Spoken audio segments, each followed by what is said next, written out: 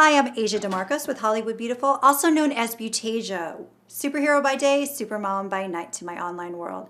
Today I'm going to show you how to make your own bath soap using castor oil, vegetable glycerin, and distilled water. So this is a 4-ounce bottle. I'm going to take a half a cup of distilled water. All right. And so now I'm going to take a 1/4 cup of castor oil. So this should about fill the rest of the bottle. And this castor oil has a really nice peppermint scent already. And a 1/4 teaspoon of glycerin, vegetable glycerin.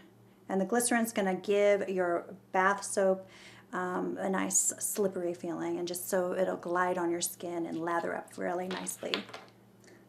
And that's it. So just close the bottle, shake it up, and use. You can also use essential oils, about 3 to 5 drops. It's optional, but like I said, the castor oil already has a really nice invigorating peppermint scent.